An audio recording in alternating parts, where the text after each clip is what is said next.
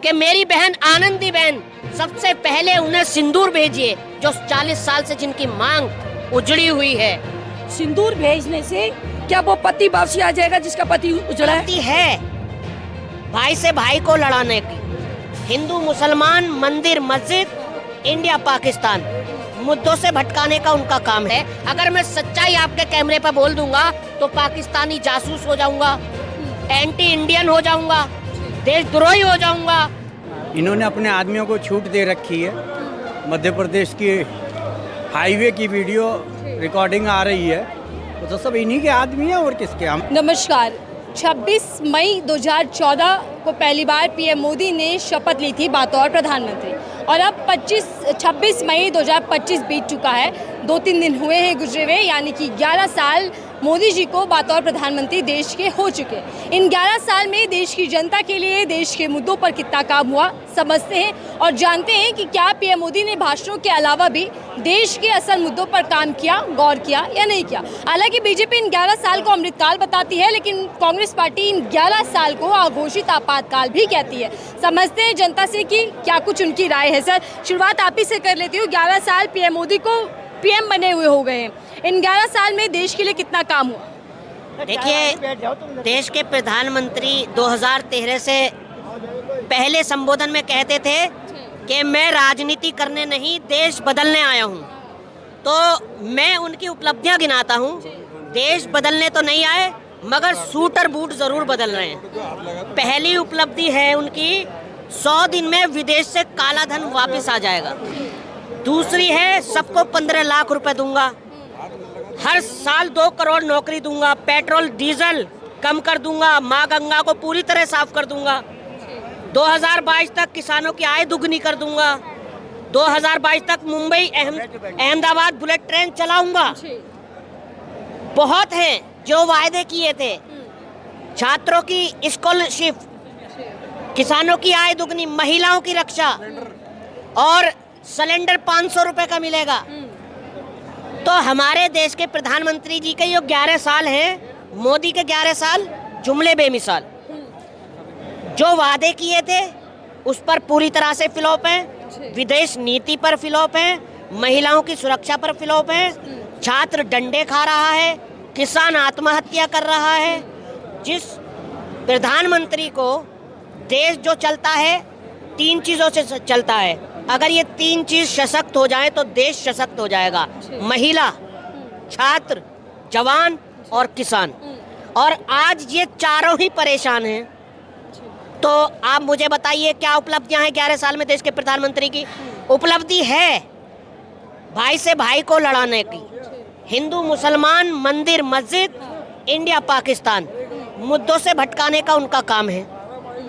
आज 11 साल में सबसे ज्यादा आतंकी हमले हो रहे हैं। जब 370 हटाई थी तो देश के प्रधानमंत्री जी ने सीना ठोक कर कहा था, गृह मंत्री जी ने, कि अब आतंकवाद की कमर टूट चुकी है, अब कोई आतंकवादी हमला नहीं होगा। आप लिस्ट उठा कर देख लीजिए, जवान कितने शहीद हो रहे हैं, आतंकवादी कितने हमले हो रहे हैं। मुझे वो संबोधन भी याद है देश के प्रधानमंत्री जी का, कि बड़े बड़े मंचों से कहते थे, जब कोई छोटी सी घटना होती थी कांग्रेस के टाइम में, कहते थे सुरक्षा सलाहकार इनका, गृह मंत्री इनका, रक्षा मंत्री इनका, प्रधानमंत्री इनका। तो फिर ये सीमाओं के पार आतंकवादी कहाँ से आते हैं? आज मैं पूछ रहा हूँ आपसे, देश के प्रधानमंत्री जी, गृह मंत्री आपका, प्रधानमंत्री आप, सुरक्षा सलाहकार आपका और रक्षा मंत्री आपका, कहां से आए हैं आतंकवादी और कहां से आए और कहां चले गए? 450 किलोमीटर एलओसी से पहलगाम पड़ता है। सोचने वाली बात है। अगर मैं सच्चाई आपके कैमरे पर बोल दूंगा तो पाकिस्तानी जासूस हो जाऊंगा, एंटी इंडियन हो जाऊंगा, देशद्रोही हो जाऊंगा। देश सवाल पूछ रहा है आपसे। वो जो 27 बेगुनाह शहीद हुए हैं, उनकी, मेरी माताओं बहनों की मांग पूछ रही है कि वो अभी तक कातिल जिंदा क्यों हैं। और आप पहल चला रहे हैं कि घर घर सिंदूर भेजेंगे। देश के प्रधानमंत्री जी, मैं आपसे हाथ जोड़ के निवेदन करता हूं कि मेरी बहन आनंदी बहन सबसे पहले उन्हें सिंदूर भेजिए, जो 40 साल से जिनकी मांग उजड़ी हुई है। ये नाटक जो है आप छोड़ दीजिए, पूरा देश जान चुका है। अब ये तुम्हारा नाटक नहीं चलने वाला। और फिर एक संबोधन कि मेरे रगों में लहू नहीं सिंदूर बह रहा है। उस वक्त पहलगाम में जब लोग शहीद हो रहे थे तो हमारे देश के प्रधानमंत्री नरेंद्र मोदी जी बिहार में बैठकर नीतीश जी की बराबर में अटखेलियां और हंसी मजाक कर रहे थे। बड़े शर्म की बात है कि ये देश किस तरफ जा रहा है। जी, मैं आपके पास आ रही हूँ, लेकिन उससे पहले आपसे जुड़ती हूँ। सर, 11 साल मोदी जी को प्रधानमंत्री बने हो गए हैं और इस बीच कई बड़े भाषण भी आए, डायलॉग भी आए। मैं देश नहीं बिकने दूंगा, देश नहीं झुकने दूंगा। आप पढ़े लिखे लोग हैं, ये उन्होंने क्या कहा था अमित शाह ने? जुमला। ये जुमलेबाज लोग हैं, इनकी बातों में ना आइए। सबसे पहले दिमाग को डाइवर्ट कर रहे हैं। इन्होंने कुछ किया है नहीं। सबसे पहले काम की बातों पे आ जाओ। हमें चाहिए इस्तीफा। शहीद जो है 700 किसान मारे जाते हैं, 42 जवान मारे जाते हैं। आतंकवादी कहाँ गए वो आतंकवादी? हमें सबसे पहले प्रधानमंत्री का इस्तीफा चाहिए, गृह मंत्री का इस्तीफा चाहिए, उसके बाद में बात करेंगे। तुम दूसरे से इस्तीफा मांगते हो। लालू अगर जेल में होता है तो टेलीफोन करके चलो इस्तीफा दो। राहुल जी को देश का प्रधानमंत्री नहीं बनने देते, सोनिया जी को देश का प्रधानमंत्री बनने नहीं देते। तो हमारी सबसे पहले रफाकत चौधरी, हम 30 साल से संघर्ष कर रहे हैं। हमारी मांग है कि गृह मंत्री और भारत सरकार का प्रधानमंत्री इस्तीफा देवे, तब बात करें। हमने रही सुंगा संदूर की बात। हमारी जो बहन बैठी हुई है, पहले तो उनको वहाँ पहुँचाए।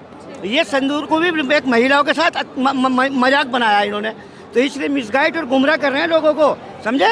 आपने तो पूरा हिसाब किताब रखा हुआ है। देखिए मैडम, इससे बेशरम सरकार और इनसे बेशरम नेता किसी पार्टी में नहीं है। जब विपक्ष में सरकारें हुआ करती थी, पहले की सरकारें, अगर रेल का पहिया भी पटरी से उतर जाता था तो इस्तीफा मांग लिया करते थे, इस्तीफा दे भी दिया करते थे। आज हमारे देश के जवान शहीद हो रहे हैं, आज देश की जनता हमारी शहीद हो रही है, मगर इनके कान पे बिल्कुल जूं नहीं चलती। और हमें कहते हैं ये कि तुम पाकिस्तानी हो, पाकिस्तान भेज देंगे। अरे देखिए, इसमें से कितने नंबर देंगे मोदी? जीरो, बिल्कुल जीरो। देखिए, हम जहन्नुम जाना पसंद करेंगे, पाकिस्तान जाना पसंद नहीं करेंगे। ये देश के प्रधानमंत्री सुन ले कान खोलकर। अल्पसंख्यकों पर जो जुल्म की इंतहा है वो पूरी होती जा रही है, आप ये कह रहे हैं? बिल्कुल। मैं देखिए, कांग्रेस सरकार पहले भी रही है और सरकारें भी रही हैं, कभी इतना अल्पसंख्यक या दलित पर कभी अत्याचार नहीं हुआ जो इस सरकार में हो रहा है। सर, आपकी क्या राय है? मोदी जी को 11 साल देश के लिए कितना काम हुआ? मोदी जी के समय में एक ही काम हुआ कि ये सिर्फ इसी इंतजार में रहते हैं कि देश में कोई ऐसी घटनाएं हो, आतंकी घटनाएं हो, और हम उसमें राजनीति करना शुरू कर दें। इसके अलावा इन्होंने कोई अपेक्षा नहीं करी। लेकिन अमृत काल चल रहा है। अमृत काल चल रहा है तो ये अमृत काल का आप देखो, ये आप एक चीज़ ये देखो, देश में भुखमरी की हालत इतनी है कि आप हर जगह देखोगे कि लोगों को खाने की इतनी चाहत है कि उन्हें कैसे कहीं क्या मिल जाए। और चाय रख दी है, इसका मतलब हिसाब किताब लंबा चौड़ा तैयार रखा है आपने। देखिए, आज की जो सभा हुई है, ये सभा, मैं कहती हूँ ये सभा बहुत दूर तक जानी चाहिए, बहुत दूर तक। जो लोग सो रहे हैं ना, वो भी जाग जाए इस सभा को देखते हुए, क्योंकि जो सिंदूर ऑपरेशन चला ना, ये मामूली बात नहीं है। ये उन लोगों से पूछो जिन लोगों के दिल में छेद हुए हैं, जिनके घर के बर्बाद हो गए हैं लोग। आज वो माँ, वो बीवी, वो बहन, वो बाप, वो भाई, जिन्होंने अपने परिवार खोया, वो क्या कह रहा है? और उसके लिए एकदम से ये लड़ाइयाँ उठी। तो मोदी जी इसीलिए तो सिंदूर भेज रहे हैं। अब महिलाओं को देखिए, यूपी सरकार सिंदूर भेंट करेगी, विवाहों में सिंदूर दिया जाएगा। क्या उनके पति वापसी आ जाएंगे? क्या उनके भाई वापसी आ जाएंगे? क्या उनके बेटे वापसी आ जाएंगे? जिन भाई का भाई गया, बहनों की कलाइयाँ जो बहन बांधती है, क्या वो भाई वापसी आ जाएगा? सिंदूर भेजने से क्या वो पति वापसी आ जाएगा जिसका पति उजड़ा है? नहीं। आप मोदी जी को 11 साल हो चुके हैं पीएम बने हुए, उन्होंने देश के लिए, महिलाओं के लिए कुछ किया या नहीं किया? मैं क्या बताऊं, क्या नहीं बताऊं, ये तो पूरी जनता जान रही है क्या किया, क्या नहीं किया। अगर वो ऐसा कुछ होता ना मैम, तो आज की लेडीज भी ना इतनी बौखलाई नहीं होती जितनी आज बौखलाई जारी है। लेडीज जनता, बच्चे जितने इस देश के लिए परेशान है ना, मैं कहती हूँ मोदी जी आप इस जनता का ख्याल करो और ये ऐसा ना हो। सर, मोदी जी को 11 साल हो चुके हैं प्रधानमंत्री बने हुए।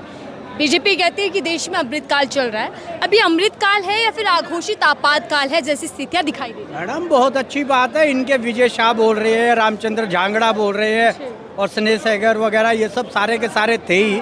हम लोग देख ही रहे हैं, इन लोगों को अब क्या कह सकते हैं। अमृतकाल की बेला में इन्होंने अपने आदमियों को छूट दे रखी है। मध्य प्रदेश की हाईवे की वीडियो रिकॉर्डिंग आ रही है, वो तो सब इन्हीं के आदमी हैं और किसके। हमारे हरियाणा में संदीप सिंह थे, उनके ऊपर महिलाओं ने ब्लेम लगाया, कोर्ट में कहा, लेकिन उन्होंने मंत्री पद से नहीं हटाया। तो महिलाएं तो अब लोग तो सर जो वादे थे कि 2022 तक किसानों की आय दुगनी हो जाएगी, हाँ, करी ना। महंगाई से महिलाओं को राहत मिलेगी, नहीं करी है ना उन्होंने 2000 रुपये हमें दिए हैं, लेकिन डीजल पे 10,000 रुपये ले लिए हमसे। जो ड्रम हमारा डीजल का आता है, किसान आदमी खेती के लिए पहले 200 लीटर तेल भर लेता है, लेकिन उसमें हमसे 2000 रुपये दे के 6000 ले रहे हैं। तो भैया ये सब है, वो हमारी जेब और हमारा एक मुँह। तो आप कितने नंबर देना चाहेंगे मोदी जी को बतौर प्रधानमंत्री? अब कितने नंबर दिलाओगे मैडम, 48 महीने रह गए, देखो क्या होता है। अच्छा चलिए, देखिए ये जनता की राय थी कि मोदी जी बतौर प्रधानमंत्री देश के लिए कितने सफल रहे, कितने काम हुए, या केवल दावे और वादे रहे और वो दावे और वादे खोखले दिखाई दिए 11 साल बाद भी। आपकी रिपोर्ट क्या है, आपकी राय क्या है, जो कीजिए।